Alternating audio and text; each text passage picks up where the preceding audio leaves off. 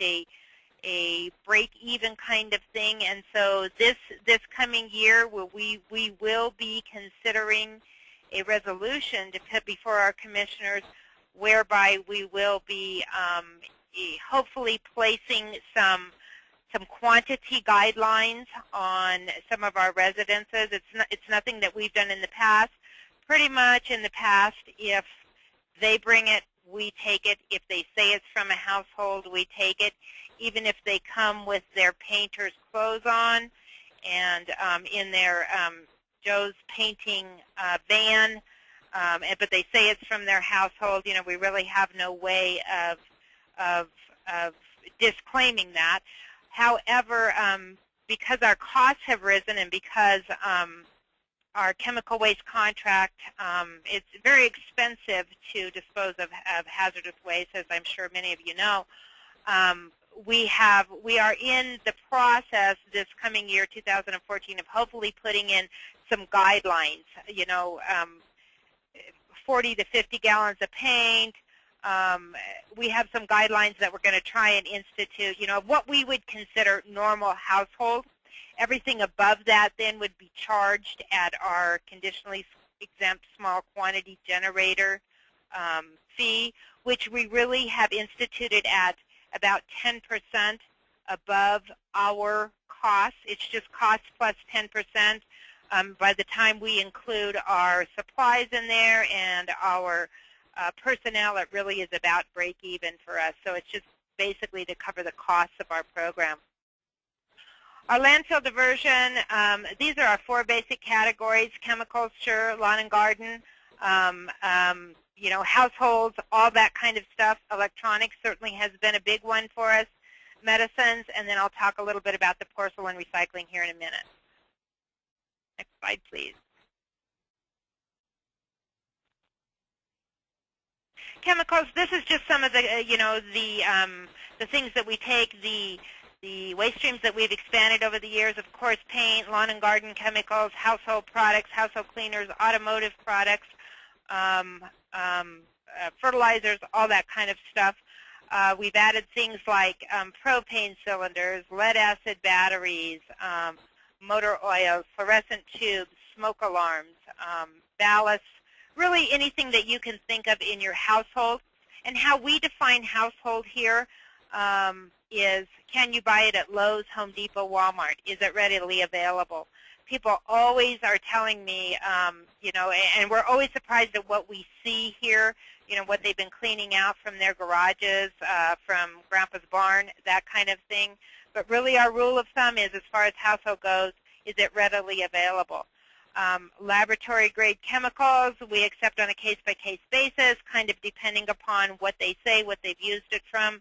Things like school laboratories, we do not accept at all. We require that they go through a chemical waste contractor of their own. So we have pretty significant rules about what we do here. We don't take things that are unlabeled or really pretty much not in their original container. If somebody's poured some thinner into a mayonnaise jar, which they always do, never did understand why it's always a mayonnaise jar, but they always pour it into a mayonnaise jar, and it's thinner. So that kind of thing we will accept. If they really don't know what it is, you know, if we can't classify it, we can run a pH test, a flammability test, and we do have a HAZCAT. So if we have to, we certainly can identify that down a little bit if we need to. But for the most part, we don't accept anything unlabeled or not in its original container. Drop and swap, we have a drop and swap program, very, very popular. We have repeat customers all the time. It is almost like Goodwill in that it changes on a moments-by-moments basis. But these are the things that we actually gave away for reuse. You know, we truly believe in reduce, reuse, recycle here. So if you reduce what you buy, the next best thing is reuse. And so anything that's new, pristine, that we can verify it is what it is, we put it out for people to take. And you know, we really have gotten quite a following of that, and we've seen pictures of people have sent us from high schools and things that they have, you know, made their drama props with and those kind of stuff. So we really feel like we're helping the community in that respect. Next slide. Electronics certainly has been a big thing for us. We began our electronics collection in 2007. As you know, it certainly has become one of the most problematic waste streams that ends up in landfills. State of Colorado, in July of this past year, 2013, actually initiated a ban of electronics in landfills, even from households. It was not allowed by businesses prior to that, but this new law actually says that households must recycle their electronics as well. So we take the electronics. We have, over the years, added the things that we take. Microwaves, we take data media, which include, cassette CDs, 8-track tapes, all the old kind of videotapes, anything that you can imagine. It is amazing to me what people have kept in their houses all these years and that they bring to us. So I've relived some of my high school and college days by seeing some of this old stuff. We do take CRTs, TVs, up to 19 inches. We don't take anything larger than 19 inches. That is by order of El Paso County Risk Management. They just did not feel that our staff should be lifting off televisions larger than that off of people's vehicles. There are several other agencies within El Paso County that do accept that, so certainly there are places here in El Paso County to recycle that as well. Next slide. Medications, obviously one of the big problems as well. I'm sure that most of you are familiar with the DEA and the new ruling that has come out. Way prior to this, we had worked with the DEA to have a small medical take-back program here at the facility. We do not take controlled substances at this moment. We are in cooperation with the Colorado Springs Police Department, El Paso County Sheriff's Office. Within the next few months, we will be having a secure drop-off here at the facility for controlled substances, of which the law enforcement agencies will be taking control of that. It's in a secure locked box. The individuals drop it in their box, and then the law enforcement agencies come and get it. The regular over-the-counter medicines and the non-controlled substances will still come through us.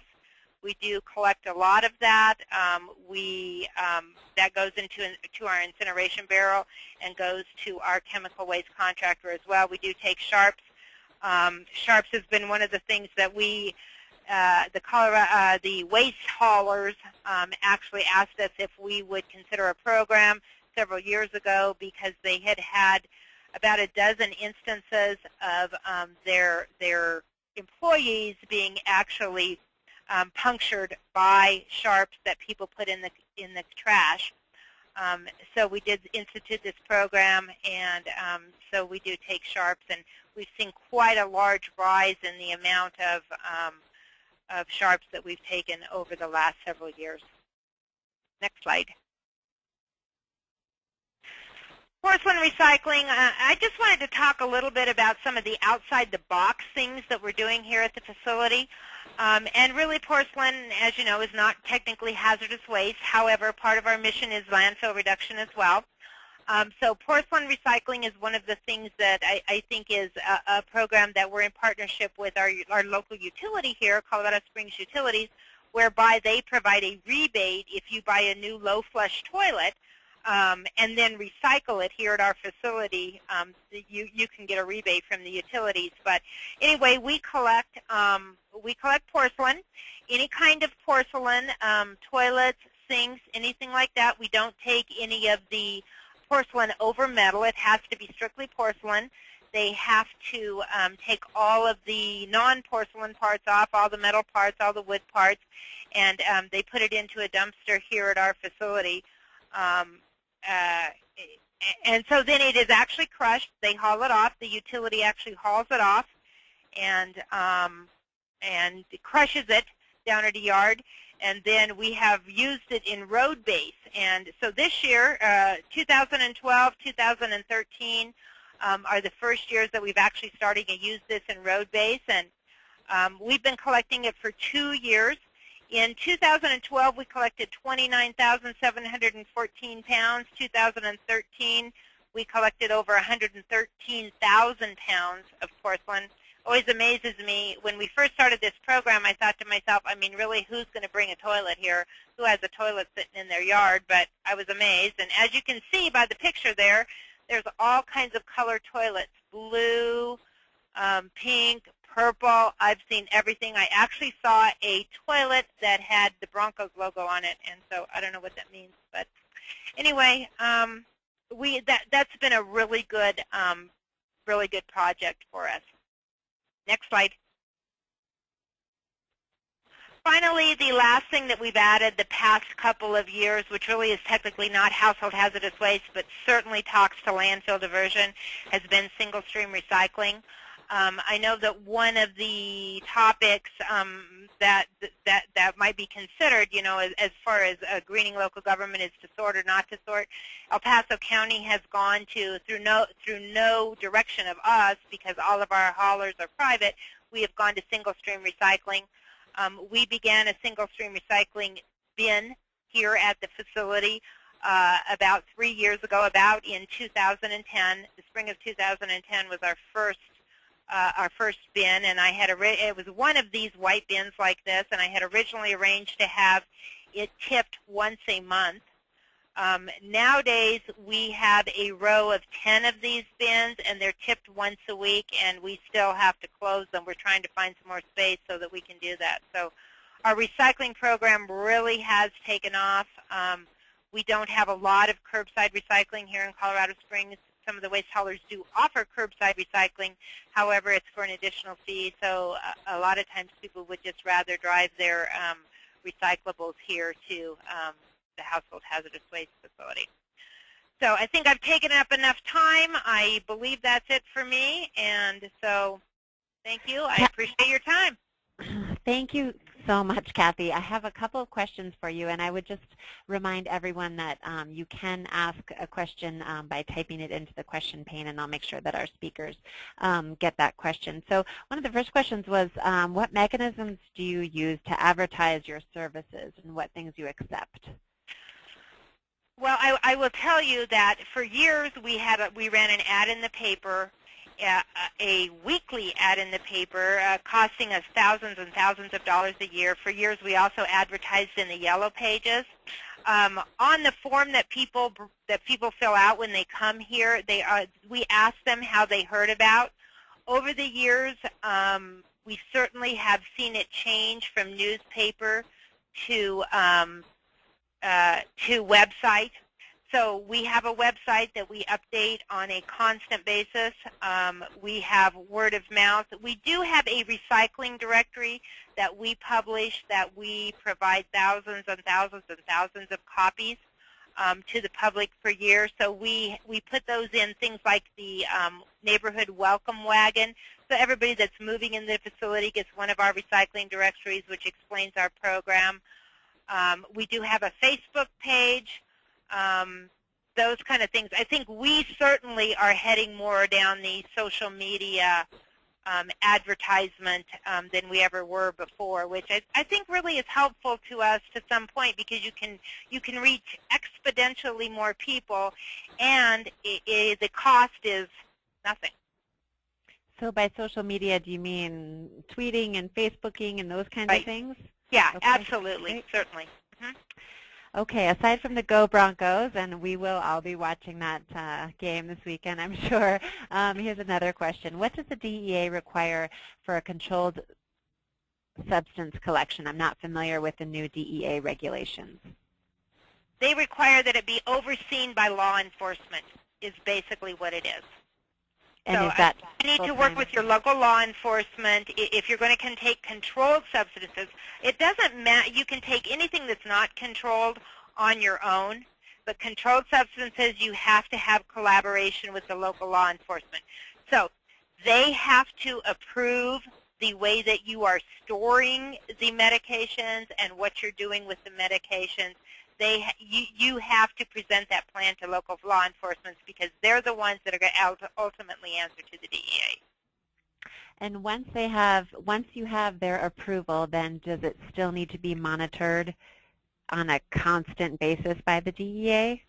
No, not by the DEA, by the law Okay. enforcement agency. And certainly I have that new regulation available if anybody, I can pass it on to you, Mila, and you can pass it along if anybody's interested.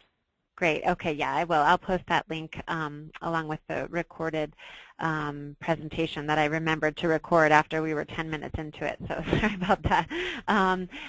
So one other question is, are there, of any of your waste streams, do you have particular challenges with one or the other, with any of the waste streams in particular? Oh, I guess I'm wondering, do you mean challenges with people bringing things or with how we dispose of them? Or I think with the disposal of them. I will say that over the past, I've been here at the county for almost 20 years now, and here at this facility for 12. And I will say that certainly there have been some challenges with electronics. Many of you probably know that some of the electronics vendors, were less than scrupulous. I was involved in a actual federal, I testified in federal court regarding an electronics vendor that we had that we were considered a victim in the case, where they shipped some of our electronics overseas against federal law. And so that kind of thing, and so it has been incumbent upon me moving forward to make sure that I monitor absolutely every single downstream vendor where those kind of things are going. I try to audit our chemical waste contractors, our paint recycling contractors, at least once every other year, those kind of things. As far as difficulty in getting people, probably the most difficult thing that we've had is with our sharps. We do only have one viable option here in Colorado, so that probably was the hardest thing to actually get going.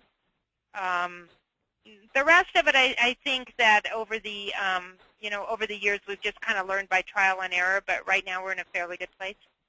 Excellent. Okay, thank you, Kathy. And I think you'll be with us till the end, right? So if anybody has any more questions at the end, just go ahead and type those in, and I'll make sure Kathy gets those. And so with that, I'm going to Travis. Are you there?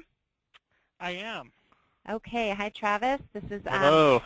Travis Ross. He's the Environmental Health Specialist with the Missoula County Water Quality District here in Montana. So bear with us for a second. I'm going to go ahead and turn the controls over to Travis. And Travis is going to use the newest technology in presentations, which is not the PowerPoint. It is the Prezi. So we're hoping this works. We're hoping this works. Exactly. Okay, I see it perfectly. Okay, great. Well, as Mila said, my name is Travis Ross. I'm a sanitarian and environmental health specialist with the Missoula Water Quality District in Missoula, Montana. And I'm going to talk to you about our annual household hazardous waste collection. And Kathy, I really enjoyed learning about what you do with a fixed facility. That's always been a dream of ours. But as of now, we have a once-a-year collection, and that is in September. We've been, hold on here.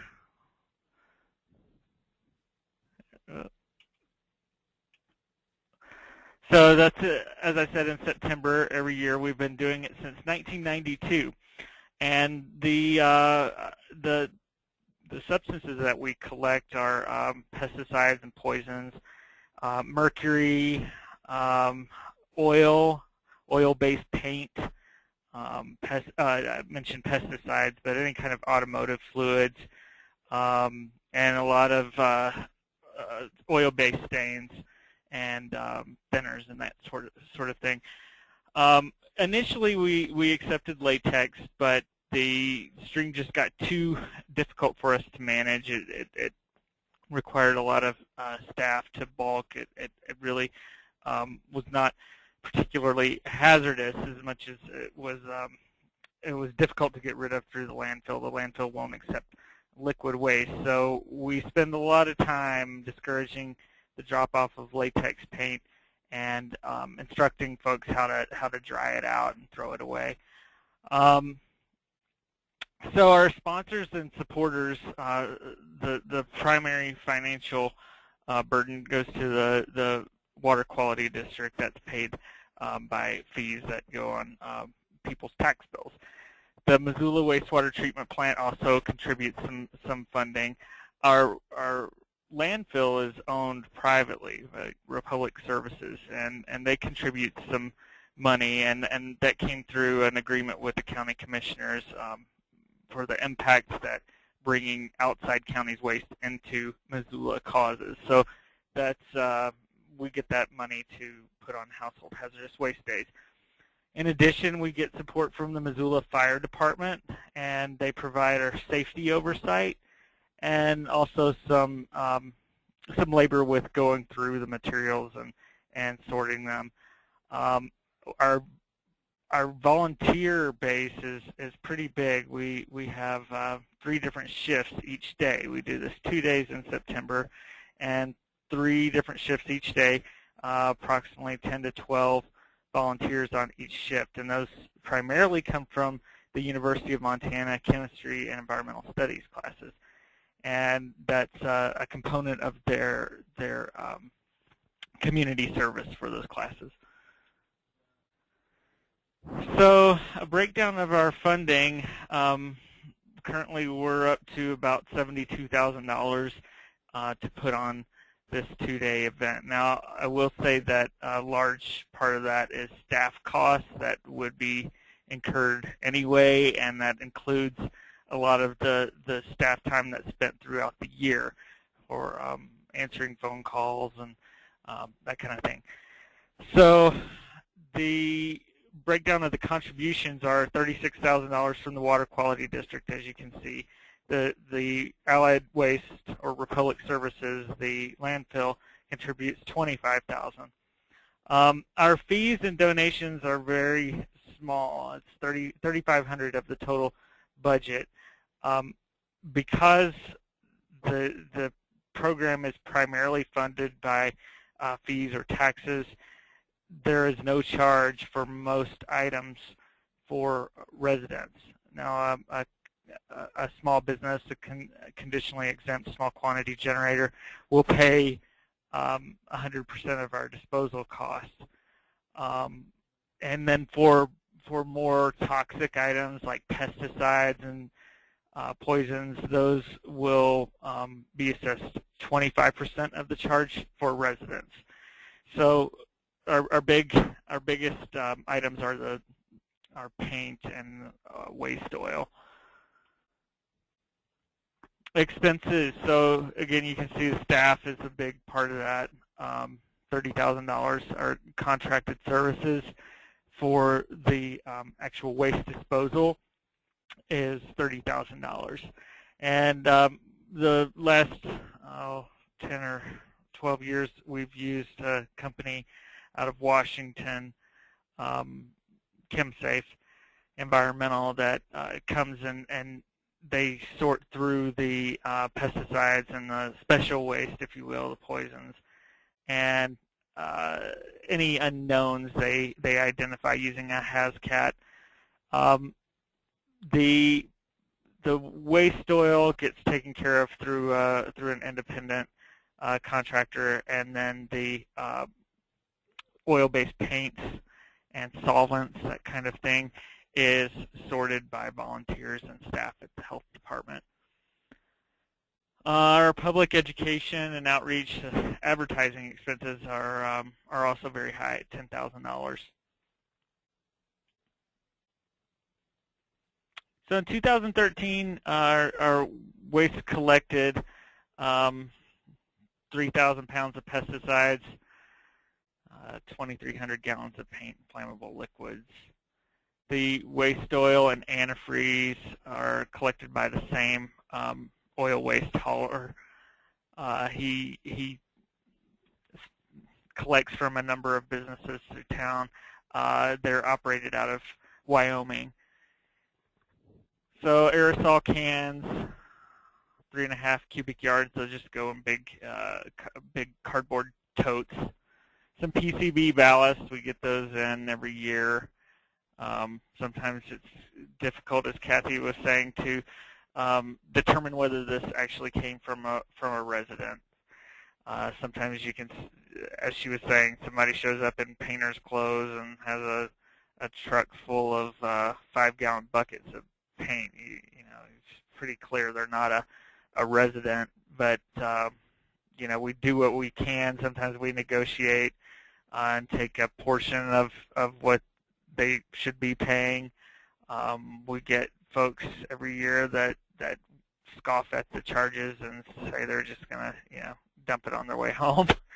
So we do what we can to get the stuff out of the waste stream and get it disposed of properly. So it's not a hard and fast rule, the charges, that is. We take bids for the waste disposal every year. We usually get just a couple of companies that bid for the event. The ultimate destination for these items, the pesticides and poisons, go to a high temperature incineration. In Utah, I believe, the flammable liquids are blended into a fuel for a concrete kiln. In Indiana, the waste oil is recycled and used as fuel oil. Antifreeze recycled and turned into more antifreeze, and the mercury the same. And the reactives go to a hazardous waste landfill. Advertising, we are fortunate to have really good participation with the local utilities. So the sewer, the wastewater treatment plant will send out their quarterly billing and put in the dates and times. We also get a flyer that's inserted with the water bills. So that reaches 50,000 people of the approximate 100,000 residents in the county. We last year used Valpak to target some of those areas outside of the water utilities service area. Facebook, of course, and we get some of our partners to post that as well. Radio, we get a really great deal through the local Radio Broadcasters Association. So for like $300, we get 15 30-second spots on 15 different radio stations. So I would encourage folks who are looking for ways to get the word out to check with the Radio Broadcasters Association and see if they offer a nonprofit rate. Those spots are kind of hard to get, so we try to get those booked early. We also use TV and newspaper. 3 weeks before the event, we put sandwich boards up at popular intersections and use the reader boards where we can, like the fair, community calendars, and then we always get out a press release and try to get some coverage that way too. Usually the media will do an interview about the event or stop by the first day of the event. We do it always on a Friday and a Saturday, usually the second or third weekend in September. So these are some photos from the event. We are also fortunate to have a permanent stable structure to put the waste under. The first couple of years we were using tents, and that was evidently quite problematic. But this is at the city maintenance facility. So they clean out these sheds, and we can park the dumpsters under them and get some tarps down and have some spots to stack things. After the event, the contractor uses their own crew to bulk the items. So the paints all go into 50-gallon drums, and the pesticides and poisons are lab packed. These are some of our volunteers. We also have local consulting firms often send environmental consulting firms send a couple of employees to help out. So we have the same ones generally every year who come and do it. So it's always nice to catch up with them. That's me. We have a waste. This is the waste oil area. This gentleman back here was a volunteer through one of the chemistry classes 3 years ago, I think, and he's been coming back ever since and just enjoys doing it. So the waste oil hauler collects the waste oil and antifreeze for free as a service. So the waste oil at this point is actually worth something. So that helps with our disposal costs. And some more of the volunteers from the university, and we always have at least a couple of paid staff at this unloading area as well. We use these carts and take them out to the cars and unload everyone. It's tricky sometimes because we have multiple lanes of traffic. This is the waste oil hauler. So this is our general layout. We have to get a license every year through the Montana DEQ. It's a hazardous waste collection license. So we submit a site safety plan where eye wash stations are, where emergency showers are, what type of volume we expect, all of that stuff. To the state, and they grant us a license for the event. This is our layout from 2013. You can see we pay close attention to how we circulate traffic for safety and for efficiency and unloading. We have a separate restroom break area to make sure we're far away from the waste, and have the volunteers, of course, disrobe before they go and take their tie back off. Our safety equipment, the PPE, consists of Tyvek suits and safety goggles and gloves. So we don't have respirators, but the fire department does do ambient monitoring during the event. So they're mainly looking at explosive limits. We also establish our emergency exit routes. Our volume in terms of traffic is probably around 1,000 cars for the event, give or take up to 1,300. We usually have a car counter set up. So we're fortunate in Missoula to have some good year-round options. Given that we don't have a year-round haz waste collection point, we do have a lot of free options available for a number of things. So pharmaceuticals, 2 years ago, the Department of Justice provided some funding to establish some collection points for pharmaceuticals around the state, and this is in response to abuse, theft of pharmaceuticals. And so I couldn't figure out how to turn off my announcement, so sorry about that. So we have a collection point at the police station. It's a drop box. It looks like a mailbox, and it's monitored by the police station, and but anonymous. They don't ask questions. So you can drop your pharmaceuticals off 24/7 for free. That's mainly for prescription drugs, but you can drop off anything in there. So over-the-counter stuff as well that gets incinerated. The automotive fluids, there are year-round options for waste oil, antifreeze, and gasoline. We have lots of drop-off points in town. I would say at least 20 or 30. Most lube shops will take it. We have many, many shops that use waste oil for heating, so they're actually looking for it, and we keep a list of that on our website.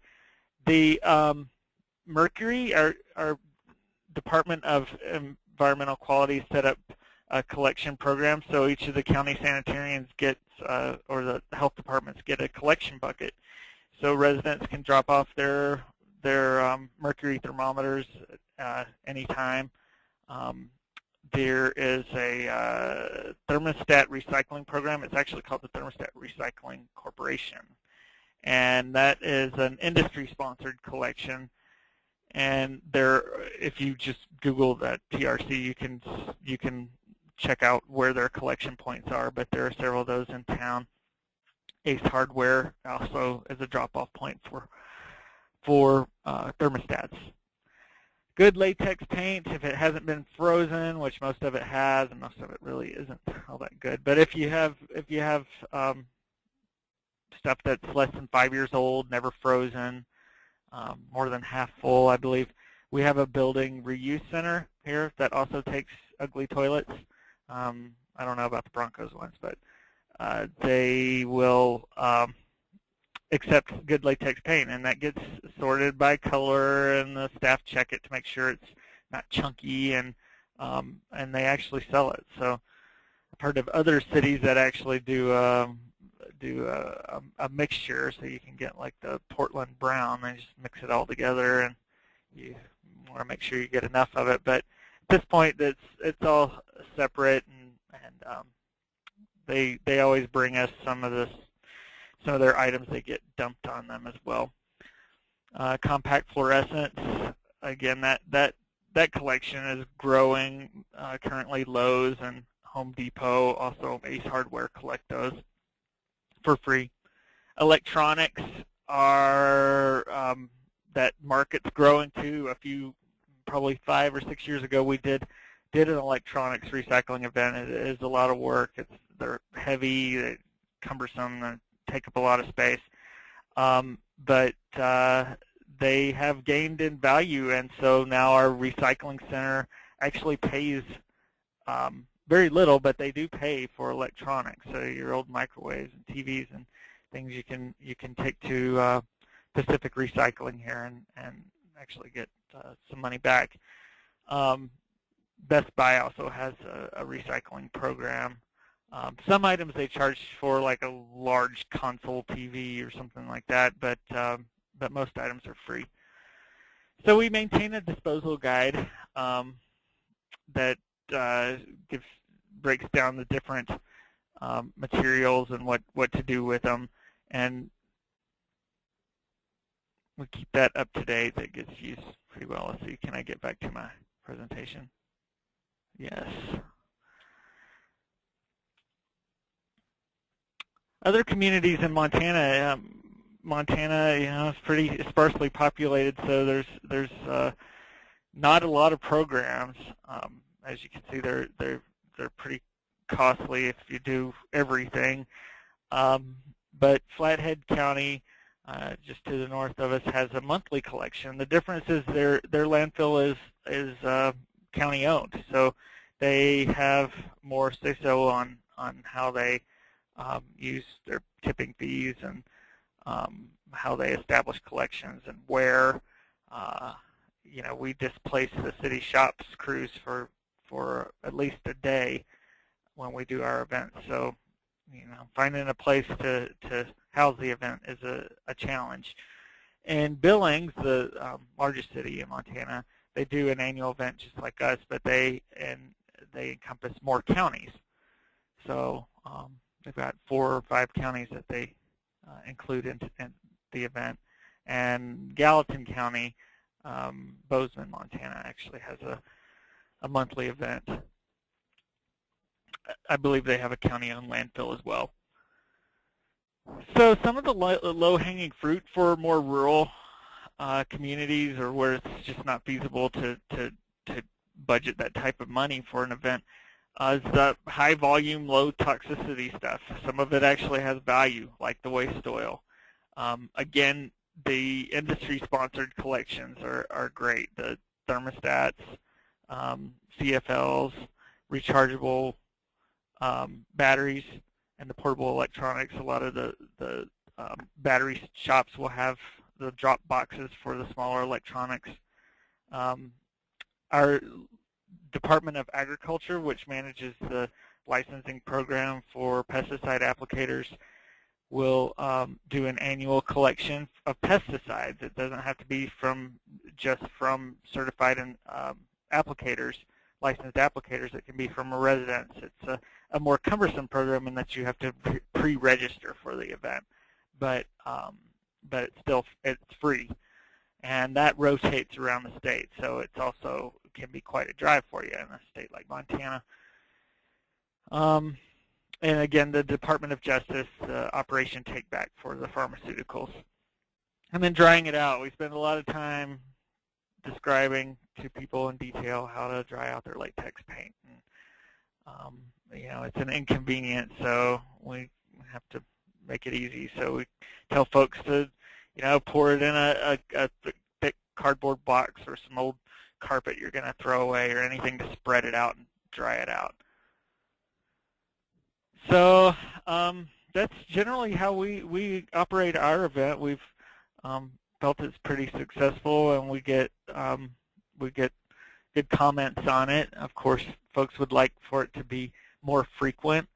One issue that we have is with folks that are moving out of town or are cleaning out a relative's home who's passed away, looking for something to do with the material in those instances. And what we've come up with is the wastewater treatment plant has a small amount of storage. It's a small storage shed, and in those rare circumstances where someone can't wait until September, then we just hold on to those items until the event. It's not very much, but it helps a few people out. So anyway, that's what I have. Thank you, Travis. Thank you very much. I have one question for you, but before, we're just coming up on the hour, so I want to remind everybody that these will be posted as case studies on our greenlocalgovernment.org website. So this presentation, as well as the PowerPoint presentations or the link to the Prezi, will be posted on that site. Next month on our third Thursday, we're going to be featuring some communities that have done some innovative projects within the realm of energy efficiency. And so I just wanted to get that out there before anyone who needed to sign off on the top of the hour needed to sign off. And one final question, Travis, was what do you think the tipping point would be for your community to start? What would be the factor that would get you to doing a more regular, or enabling you to do a more regular event, or a more frequent event, I should say? That's a really good question. I think, as in a lot of things, when the utility or the representatives and a government issue get a lot of comments, that helps with their response. We've recently had a new landfill manager that's moved in from a state where they did do permanent collection. So his experience may help with that. We meet regularly, well, at least a couple times a year with them and urge them when we can.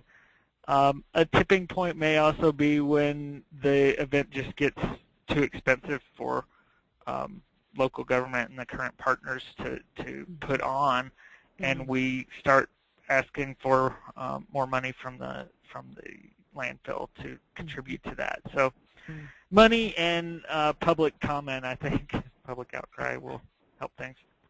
Okay, great, thank you. Oh, and I forgot to mention too, we had a cancellation for our speaker who was going to talk about sorting or not sorting, and so I know that's still a really important topic, and so we are going to try and reschedule that for later in the series, and I will keep you all posted on that. But thank you again for this excellent presentations, Travis and Kathy, and with that, we'll close our webinar, and remember, you can find it on greenlocalgovernment.org. Just give us a few days, and enjoy your weekend. Thank you for listening.